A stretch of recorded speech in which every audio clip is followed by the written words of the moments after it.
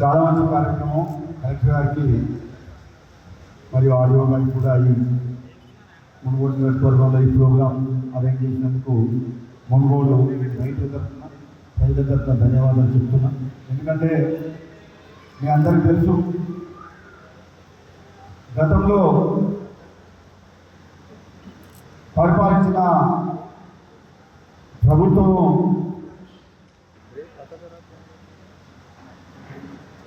అది ఏకపక్షంగా రాత్రికి రాత్రే ధరణి పోటలు తీసుకొచ్చింది. అది ఎవరి కోసం వచ్చింది, ఎందుకోసం వచ్చింది అనేది వివరాలకపోతే భయంకరమైన వాస్తవాలు దాని వెనకాల. వేల ఎకరాల భూమిని, విలువైన భూముల్ని కొట్టేస్తూ వాళ్ళ ఒక పథకం ప్రకారం ఒక విదేశీ సంస్థతోటి ఆ రోజు ఒప్పందం కుదుర్చుకొని ఆ ధరణి పోర్టల్ నిర్వహణ కూడా వాళ్ళకి అప్పచెప్పింది. ధరణి పోర్టల్ వల్ల ఎంతోమంది పేద రైతులు కొన్న తర్వాత కూడా ల్యాండ్ ప్రొటెక్షన్ చేసుకోకపోవడం వల్ల పోర్టల్ వచ్చిన తర్వాత డైరెక్ట్గా భూ యజమానులు ఎప్పుడూ అమ్ముకున్న వాళ్ళకు మళ్ళీ వాళ్ళ పేరు మీద పాస్బుక్ వస్తుంది. డైరెక్ట్గా చాలామంది రైతులు సూసైడ్ కూడా చేసుకోవాలి, చాలామంది, ఎంతోమంది. అందుకని ఈ ప్రభుత్వం, కాంగ్రెస్ పార్టీ ప్రభుత్వం అంటేనే పేదల ప్రభుత్వం, కాంగ్రెస్ పార్టీ ప్రభుత్వం అంటేనే రైతుల ప్రభుత్వం. అటువంటి కాంగ్రెస్ పార్టీ అధికారం రాగానే మొట్టమొదటగా, ఎందుకంటే మీ అందరికీ తెలుసు భూమితోటి ప్రతి మనిషికి ఉన్న అనుబంధం. అందుకనే మనం భూతల్లి అంటాం, నేల తల్లి అంటాం, నేలమ్మ తల్లి అని అంటాం, వేల రకాలుగా భూమాత అంటాం, భూదేవి అంటాం. అంటే మనం అన్నం పెట్టిన మనం ఈరోజు కాలం మంచి ఉండి ఈరోజు 10 కాలం పాటు ఈ విధంగా ఉన్నామంటే అది భూతల్లి చదువు. భూమికి మనిషికి ఉన్న అనుబంధం అది పేదవాళ్ళకు, రైతులకు, నమ్ముకున్న వాళ్ళకు తెలుస్తుంది. కొట్లాడాలని సరే ప్రభుత్వంతో చేయాలి. అదేవిధంగా నాకంటే ముందు మాట్లాడిన చాలామంది నాయకులు కావచ్చు, ఎంఆర్ఓ, ఆడియో, కలెక్టర్ గారు చెప్పిండు, ఈ భూభారత చట్టం వచ్చిన తర్వాత రైతులకు కొన్ని అపోహలు ఉంటే ఆ ధరణి వల్ల ఇప్పుడు ఏ ఎంఆర్ఓ ఆఫీస్కు, రెవెన్యూ అధికారి ఆఫీసులకు ఎంఆర్ఓ, ఆడియోలో ఉంటే వాళ్ళ యొక్క అధికార వికేంద్రీకరణ చేయబడ్డది భూభారత చట్టంలో. అంటే ప్రతిదానికి హయ్యర్ లెవెల్ పోవాల్సిన అవసరం లేదు. తహసీల్దార్ లెవెల్లో, ఆర్డీఓ లెవెల్లోనే, జేసీఆర్ లెవెల్నే 99% 99% సమస్యలు ఈ భూభారతి చట్టం, కొత్త చట్టం ద్వారా మీకు ఈ సమస్యల పరిష్కారం కాబోతున్నాయి. ఎన్నో ఏళ్ళు ఈ సమస్యలకు పరిష్కారం కాని వచ్చిండు. అటువంటి సమస్యలకు రాబోయే రోజుల్లో మొత్తం భూ సమస్యలను పరిష్కారం చేసే బాధ్యత ఈ ప్రభుత్వం మీద ఉంది. అందుకోసమే ప్రజల కోసం ఆలోచించి ఎంతోమంది, ఎందుకంటే మీకు అందరూ తెలుసు, రెవెన్యూ ఆఫీస్ పోతే ఎంఆర్ఓ, ఆడియో వాడు ఏమనుకోదు. రెవెన్యూ ఆఫీస్ అంటేనే బాగా కరప్షన్ అని పేరు, అవినీతి,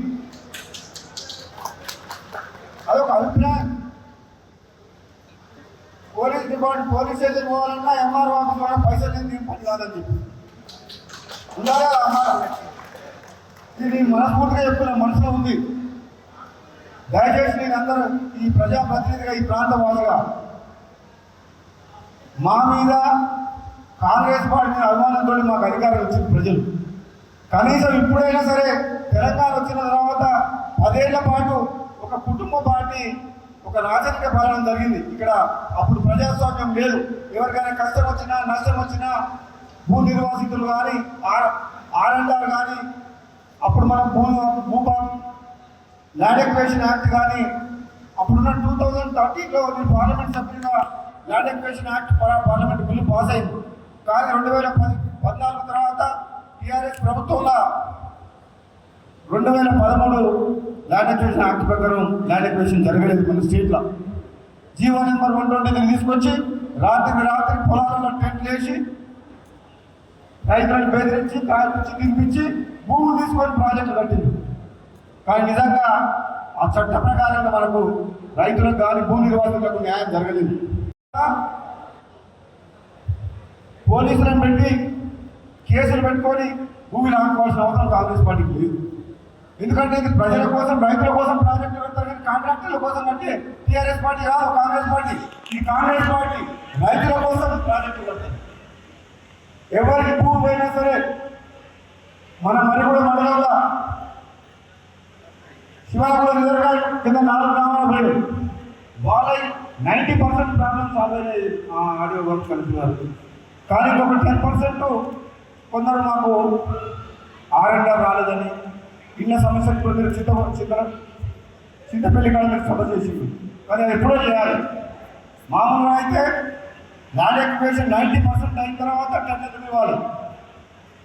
మామూలుగా రూల్ ప్రకారం అయితే చట్టం ప్రకారం ఏ ప్రాజెక్టు పెట్టాలన్నా 90% భూమి తీసుకున్న తర్వాతనే ఆధీనంలోకి వచ్చినాక టెండర్ ఇవ్వాలి. కానీ అప్పుడు మన కేసీఆర్ గారు దొరవారు ఒక రాజరిక పాలన చేసిన రాజుగారు లాగా అసలు టెండర్లు అగ్రిమెంట్ కాలేదు, కాంట్రాక్టర్ వచ్చిండు, ల్యాండ్ ఎక్విజిషన్ లేదు, నోటీసులు లేదు, బాగా మేఘాల మీద ల్యాండ్ భూములు తీసుకున్నారు.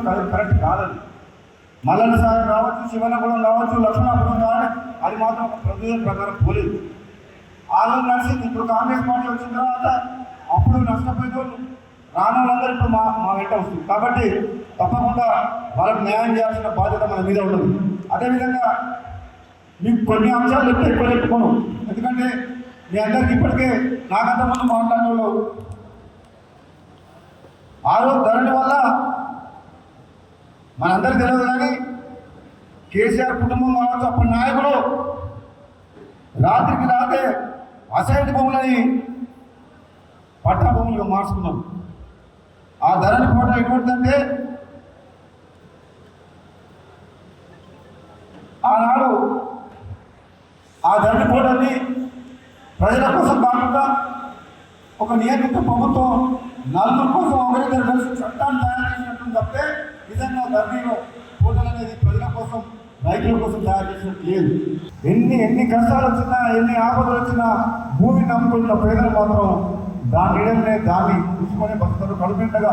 ఎందుకంటే ఎమోషనల్ బాండింగ్ ఉంటుంది వాళ్ళకి. ల్యాండ్ 2 ఎకరాల రైతు, 3 ఎకరాల రైతు చాలామంది ఇప్పుడు చదువుకున్న విద్యార్థులు హైదరాబాద్ పోతున్నారేమో, సరిగా మనం వ్యవసాయం చేస్తే మనకు వారు సరిగ్గా గిట్టుబాటు కాగా భార్య పిల్లలు పూజించుకునేమని చెప్పి కొందరు చదువుకున్న వ్యక్తులు పోతున్నారు. కానీ భూమిని నమ్ముకున్న కొందరు ఇప్పటికి కూడా నష్టం వచ్చినా సరే కాలం అయినా కాలం కాకపోయినా ఒక సంవత్సరం మళ్ళీ ఒక ఆశతో మళ్ళీ ఈ సంవత్సరం కాలం అయితే మళ్ళీ పంటలు పంటే చెప్పి నమ్మకం అంటే భూమిని నమ్ముకొని ఎంతో మంది కొన్ని కూడా మనం ఈ దేశంలో బతుకుతుంది.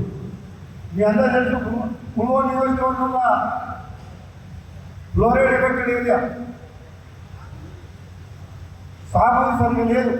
ఎందుకంటే రాష్ట్రం ఆర్థిక వ్యవస్థ కానీ మిగతా వ్యవస్థలు కానీ చిన్నగానే ఉన్నాయి. 10 ఏళ్ళలో వాటిని చక్కదిద్ది మళ్ళీ లైన్లో పెట్టి సిస్టమ్ మొత్తం స్ట్రీమ్ లైన్ చేస్తానికి కొంచెం టైం పడుతుంది. కానీ రాబోయే రోజుల్లో మీ అందరికీ కూడా చెప్తున్నా, ప్రజలలో విశ్వాసం కలిగించాలి. మనం తప్పకుండా ఈ కాంగ్రెస్ పార్టీ రాబోయే రోజుల్లో సమూలమైన మార్పులతోటి ప్రజలను వినియోగకరంగా ప్రజలకు పనికొచ్చే విధంగా పథకాన్ని ప్రవేశపెట్టి అన్ని రకాలుగా పేద ప్రజల్లో కాంగ్రెస్ పార్టీ అండగా ఉంటుందని చెప్పి కూడా ఈ సందర్భంగా చెప్తున్నా. కొందరికి ఎటువంటి అనుమానం లేదు. వాళ్ళు ఎదురు చూస్తారు, మళ్ళీ వీళ్ళు పేరెక్కడేమో మళ్ళీ నాకు ఓటు వేస్తారు, మళ్ళీ అధికారులకు వస్తామని చెప్పి కలలు అంటారు. కానీ అది వాళ్ళకి పగటి కలలే, వాళ్ళు మళ్ళీ రాదు ఇప్పుడు. ఎందుకంటే కాంగ్రెస్ పార్టీ తెలంగాణ ఇచ్చడమే కాక పేద ప్రజల విషయంలో మాత్రం కమిట్మెంట్ తోటి పనిచేస్తుంది కాంగ్రెస్ పార్టీ. రేవంత్ రెడ్డి గారి నాయకత్వంలో ఇప్పటికి కూడా చెప్తున్నా,